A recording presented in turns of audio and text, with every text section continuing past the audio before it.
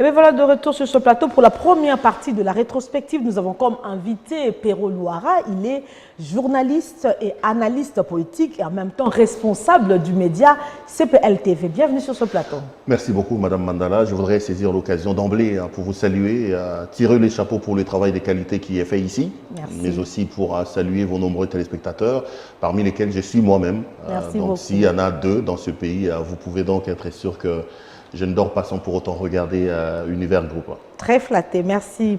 Alors, vous avez suivi l'actualité, les reportages que la rédaction a retenus pour la rétrospective de la semaine. Un commentaire par rapport à un reportage de choix. Non, mais je commence par tirer également mon chapeau par rapport à ce que l'honorable Christelle Wanga a fait.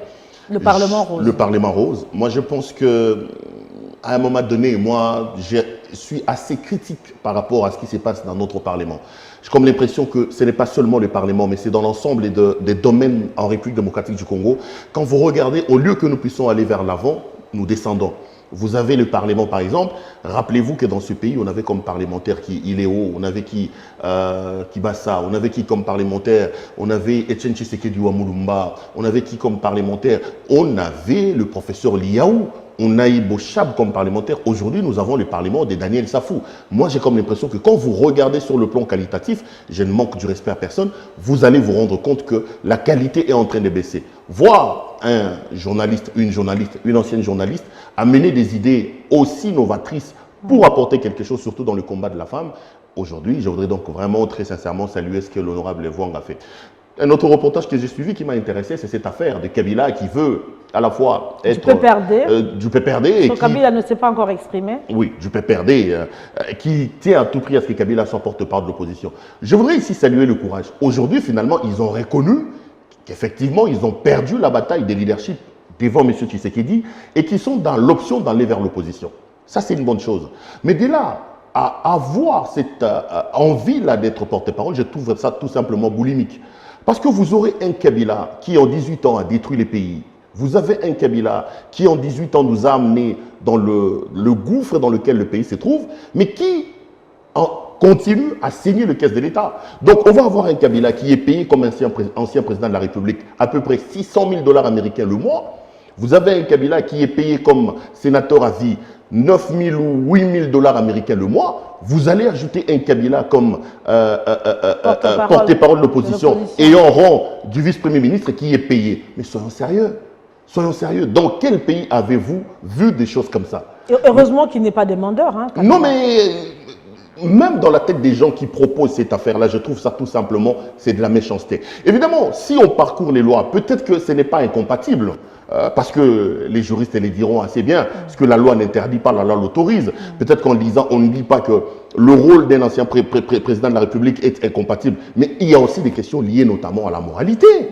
Mais ce Kabila de lui-même, il ne peut pas accepter ça. C'est être méchant et être inconscient que de proposer des choses comme ça. Ça, c'est la première chose. Et puis la deuxième chose, il ne faut pas que les gens soient aussi amnésiques. Le PPRD était au pouvoir il y a une année, il y a 2 ans.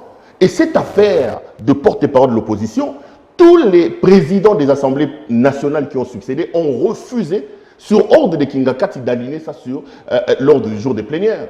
Kabila a géré pendant 18 ans, on n'avait pas de porte-parole d'opposition. Au nom de quel principe? Eux, ils viennent à peine 2-3 mois intégrer l'opposition. Ils veulent qu'on leur donne ce qu'ils ont refusé aux autres. Non, même si c'est un droit, je pense qu'il ne faut pas leur donner ça. Ils vont sentir dans leur chair ce qu'ils ont fait sentir. Mais le président Félix avait promis lui-même qu'on aura un porte-parole de l'opposition. Il a dit dans un discours. C'est une bonne chose. Mais si ces porte-parole d'opposition va aller au PPRD... Ils ont plus de députés. Je proposerai au président Félix Tshisekedi, pour une fois, de faire à Kabila ce qu'il a fait aux autres. J'ai envie que Kabila sente la souffrance dans sa chair. Maintenant qu'il se reconnaît comme porte-parole de l'opposition, qu'il sente aussi le mal qu'il a fait vivre aux autres, quand lui, Kabila, refusait de respecter la loi. Parce que la question du porte-parole de l'opposition est consacrée dans la Constitution.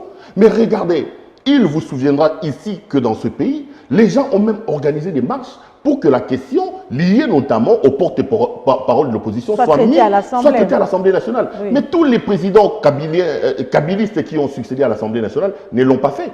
Moi, j'ai dit que pour le PPRD, c'est tout simplement être culotté, excusez-moi l'expression, qu'aujourd'hui, d'exiger des choses que vous avez refusées aux autres pendant 18 ans. Si c'est Kabila qui sera le porte-parole de l'opposition, j'appellerai le président de la République à bloquer cette affaire comme Kabila l'a fait à son tour. À moins qu'il ne propose un autre candidat. Il peut proposer un autre candidat. Et en plus, moralement, on aura un Kabila qui nous a détruits, qui a saigné les caisses de l'État et qui va continuer à le faire. Donc, l'homme sera payé 3 fois. Un Kabila père de l'alternance aussi, il faut ajouter sur la série est longue. Hein. Kabila père de l'alternance. Voilà. Non, Kabila n'est pas le père de l'alternance. Moi, j'ai dit que ça, c'est faux. Quand on dit que Kabila est le père de l'alternance, les gens oublient le combat que les Congolais ont livré pour avoir cette alternance. Le père de l'alternance, c'est Rossi Mukendi. Le père de l'alternance, c'est Thérèse Kapangala. Kabila ne nous a pas donné l'alternance comme un cadeau. Ça, c'est aussi une idée tronquée que les kabylistes tentent de passer dans l'opinion. Si Kabila voulait aller en paix, il aurait pu organiser l'élection en 2016. Il s'est organisé pour obtenir son glissement. Ce sont les Congolais qui se sont battus pour contraindre M. Kabila à nous donner l'alternance. L'alternance que nous avons obtenue de Kabila n'est pas une alternance des bons cœurs. Donc, aujourd'hui aussi, ce titre fallacieux qu'on donne à Kabila en disant de lui qu'il est le père de l'alternance, je ne crois pas en ça. Je voudrais aussi m'incliner devant la mémoire d'un garçon comme Rossi Mukendi, d'une dame comme Thérèse Kapangala, qui eux ont donné de leur sang pour que le Congolais puisse aujourd'hui avoir cette alternance et non pas donner ça à Kabila, qui lui est responsable et le bourreau de ces personnes qui sont décédées pour cette alternance. Autre information, autre actualité, comment analysez-vous, Pero Louara, la situation politique de l'heure? Le retard de la sortie du gouvernement Sama, il y a eu des tirs au croisé entre acteurs politiques qui, d'autres accusaient Moïse Katumbi d'être le blocage, pour d'autres c'était l'UDPS, le blocage, et aujourd'hui on nous parle du non-respect de la représentation de la femme. Le problème, c'est quand même des explications assez... Moi, j'ai fait un édito dans lequel je parlais des explications aux allures assez bouffonnes. Écoutez, ce que nous vivons ici est tout simplement une grosse erreur organisée par des gens qui ont pensé l'union sacrée. Qu'est-ce qu'ils ont fait? Ils ont cru que se débarrasser des Kabila, comme ils l'ont fait, réglerait le problème. Moi, j'ai soutenu le président de la République dans sa démarche de l'union sacrée pour se mettre de côté Kabila. Mais j'ai dit au président de la République, si Kabila est des côtés et que vous repartez sur le même postulat, les mêmes axiomes posés par M. Kabila qui par ailleurs ont échoué, vous allez échouer. Le président est tout simplement pris dans un jeu parce qu'on s'est débarrassé des Kabila, mais on a refusé de se débarrasser du système Kabila. C'est ça le problème. Le Congo aujourd'hui, à l'heure actuelle, a besoin d'un leadership éclairé. Nous avons besoin d'un leadership capable de taper du poing sur la table pour dire le mal dans lequel nous nous trouvons est tellement profond, voici les limites, voici les frontières. On n'a pas fait ça. Pourquoi nous en sommes là? Nous en sommes là parce que les gens ont reconduit l'État des Kabila. Cette affaire des poids politiques, cette affaire de la majorité au Parlement, dans un contexte particulier, issu d'une situation où tout le monde devait prendre conscience que le pays est bloqué. Parce que c'est ce que le président de la République nous a dit.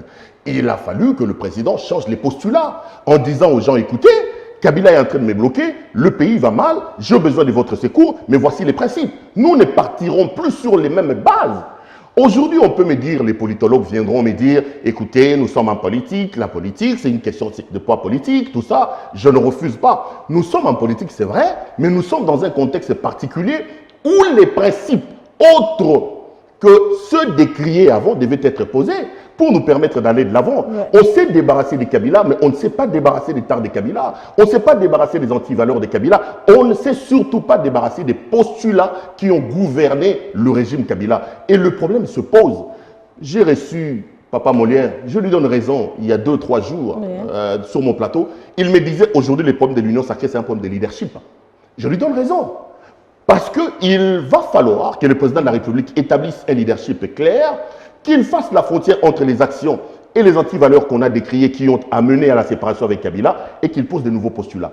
Aussi longtemps qu'il ne le fera pas, il part dans son union sacrée en croyant que Kabila est des côtés, je peux drainer tout le monde, sans pour autant faire un formatage des têtes, sans pour autant redéfinir le postulat et les axiomes pouvant aider la nouvelle action à partir. Nous sommes dans la même situation. Kabila est parti sans parti, c'est comme ça qu'il est bloqué.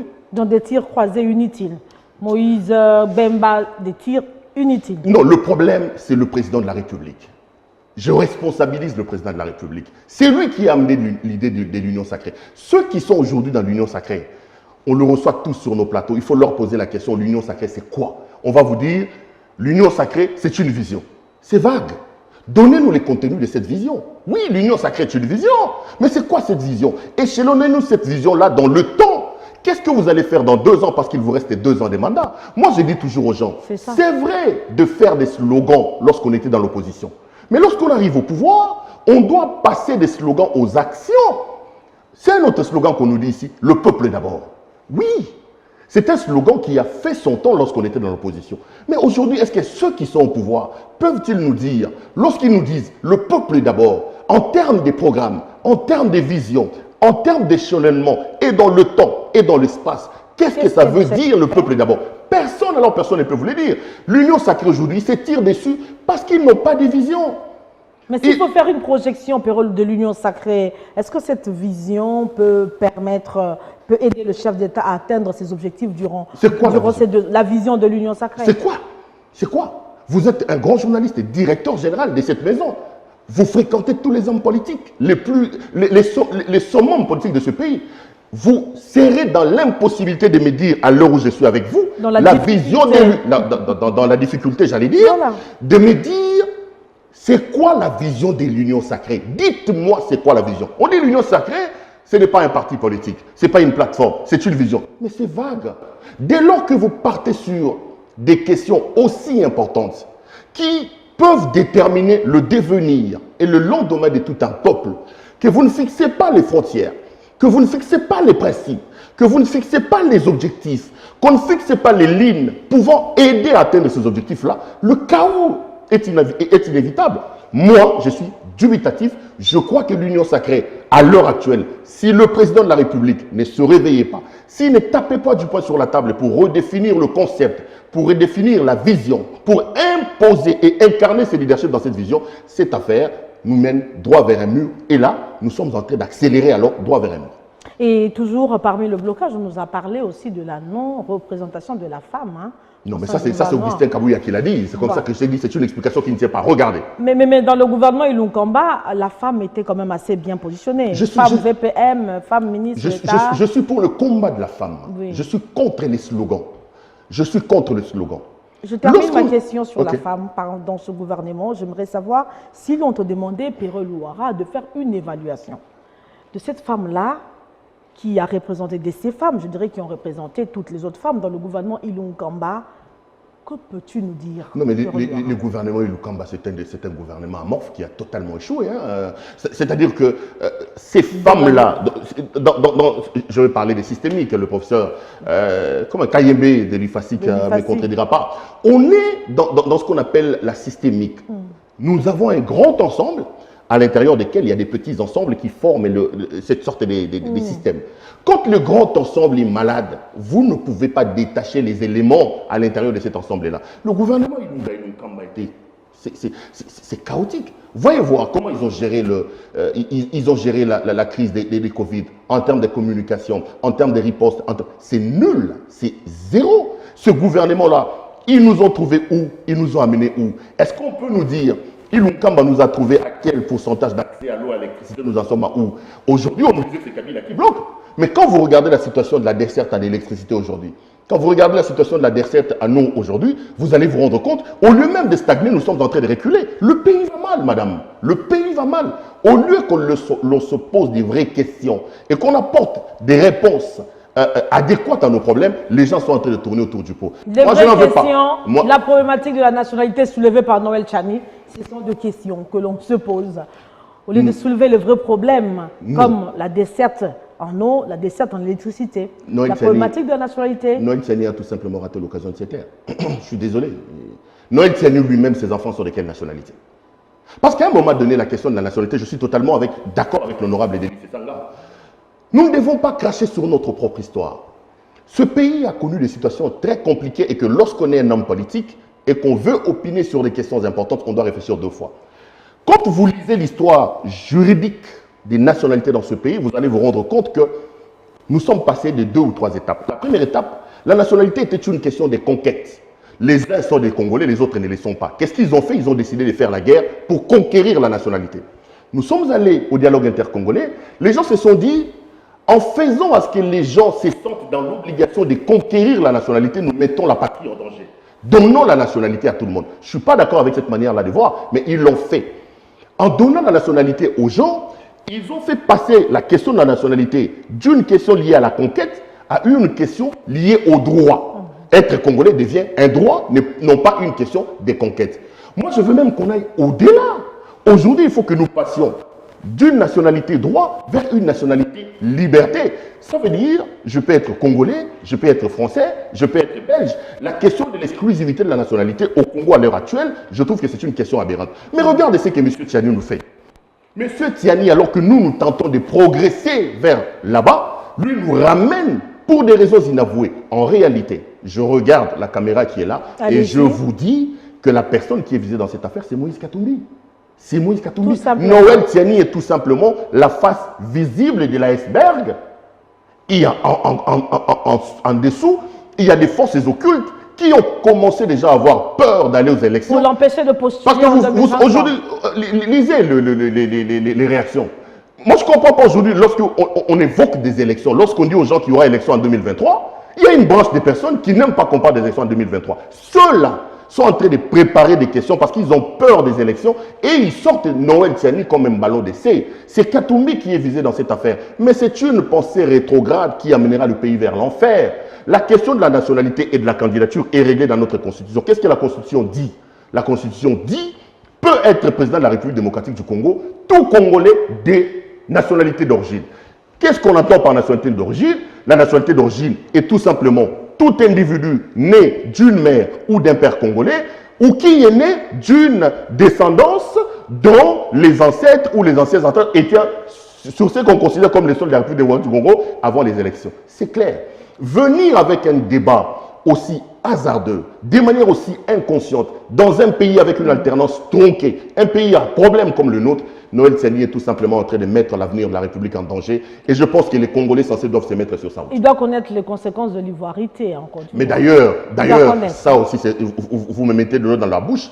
Si Noël Tchani est utilisé par des personnes qui pensent qu'en allant aujourd'hui aux élections, Katumbi sera un candidat dangereux pour eux, ils doivent comprendre. Lorsque le concept de l'ivoirité est lancé en Côte d'Ivoire, que ce soit Laurent Gbagbo, que ce soit Bédié, n'ont pas profité de ça. L'idée était de mettre de côté M. Ouattara. Aujourd'hui, nous vous parlons, Laurent Gbagbo a fait 10 ans à la Cour pénale internationale et M. Bédié se trouve dans son Draco de naissance.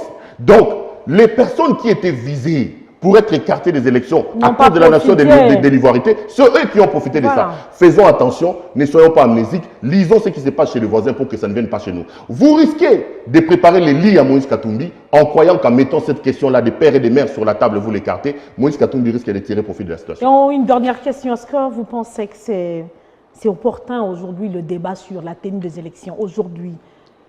Vu les défis à relever, vu tout ce qui nous reste à faire, Perro-Louara, nous sommes à la cité, nous allons en reportage, nous côtoyons la population. Est-ce que c'est important de parler de ce débat-là maintenant? Les élections dans un pays assez compliqué comme le nôtre est une clé d'une stabilité. C'est-à-dire le pays a des défis majeurs. Et le pays ne réussira pas à relever ces défis majeurs s'il n'arrive pas à poser des socles pour sa stabilité. Et parmi les socles les plus importants, figure le processus électoral. La question des élections peut même être posée au lendemain de l'investiture. Parce qu'on sait que dans ce pays, les gens attendent les derniers moments pour courir et faire les choses. Ce n'est pas une injure. Ce n'est pas une insulte. Je ne comprends pas pourquoi ceux qui hier tenaient mordicus à avoir des élections, ceux qui ont refusé que Kabila organise les recensements en 2015, alors que Kabila évoquait les mêmes raisons qu'ils sont en train d'évoquer aujourd'hui, ceux qui hier disaient pas un seul jour sans élection.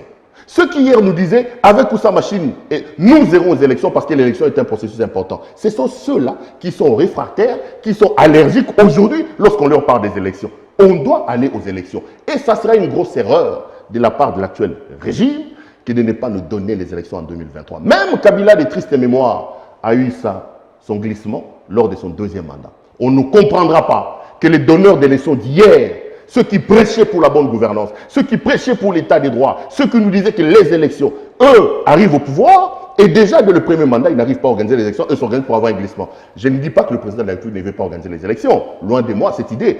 Je sais que le président... Il n'a pas non plus dit ça. Le président, c'est un démocrate. Ce n'est qu'une analyse. Hein. Je suis en train d'analyser. Le président, son souci, c'est de nous amener vers les élections. Mais si M. Tshisekedi ne nous amène pas aux élections en 2023, pour moi, ça serait une grosse erreur. Et je crois que Etienne Tshisekedi ou Amoulumba de Rose Mémoire va se retourner dans sa tombe et ça ne sera pas une bonne chose. Et puis, il faut aussi faire la lecture de l'atmosphère à l'extérieur. M. Tshisekedi, lorsqu'il arrive au pouvoir, il fait plusieurs voyages. Qu'est-ce qu'il nous dit? Il dit qu'il a trouvé les pays en autarcie et qu'il fallait ravauder les relations totalement détruites par M. Kabila.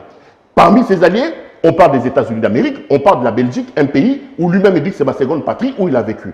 Mais regarde la température sur le plan international. Qui sont les premiers à rappeler à M. Tshisekedi qu'il faut organiser l'élection en 2023? C'est la Belgique, c'est les États-Unis. Vous avez suivi l'ambassadeur Amer. Ça veut dire que ceux qui prétendent qu'on ne doit pas organiser l'élection en 2023 mettront le régime de M. Tshisekedi en difficulté sur le plan interne, mais aussi et surtout sur le plan externe. Et ça ne le servira pas. Merci beaucoup, Pero Louara, d'avoir répondu à nos questions. Ça a été un grand plaisir. C'est la première fois. J'espère que ça ne sera pas la dernière et je reviendrai si vous avez besoin de moi. Toujours. Merci beaucoup. Merci beaucoup, madame.